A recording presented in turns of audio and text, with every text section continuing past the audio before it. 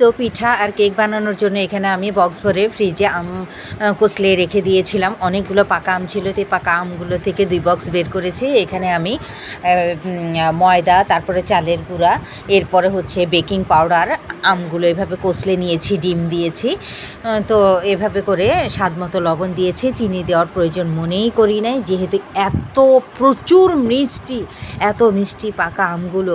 সেই পাকা আমগুলো কচলিয়ে ময়দা এবং চালের গুঁড়ো দিয়ে বেশ, তারপরে বেকিং পাউডার দিয়ে সামান্য স্বাদমতো লবণ দিয়ে সুন্দরভাবে কচলিয়ে নিয়েছি। এরকম করে গুলিয়ে নিয়েছি। এখন আমি তেল গরম হতে দিয়েছি চুলার মধ্যে। তো যাই হোক, চুলাটা জ্বালিয়ে অলরেডি আমি তেলটা গরম হতে দিয়েছি। তেল প্রায় আমার গরম হয়ে গেছে। এখন আমি 1 চামচ 2 চামচ করে আমি ঢেলে ঢেলে আমি প্রত্যেকটা পিঠাগুলো ভেজে নেব। তো যাই হোক, এখন আমি একটু 1 চামচে দিয়ে দিয়েছি, এরপরে আরেক চামচে দিচ্ছি। এরকম করে আমি সবগুলো একটা একটা করে আমি সবগুলো গোলা থেকে নিয়ে ভেজে নেব। তো যাই হোক, অলরেডি আমার প্রায় কিছু ভাজা হয়ে গেছে। আর এদিক থেকে আমি কিছু 1 বক্স কেক তৈরি হতে দিয়েছি, পানির ভিতরে দিয়ে দিয়েছি, ঢেকে দিয়েছি। তো যাই হোক, ওদিক দিয়ে আমার কেকটাও হচ্ছে, আর এদিক দিয়ে আমার তেলের পিঠাও ভাজা হচ্ছে। তো যাই হোক, আমি 1 টিফিন কিরি দিয়ে দিয়েছি।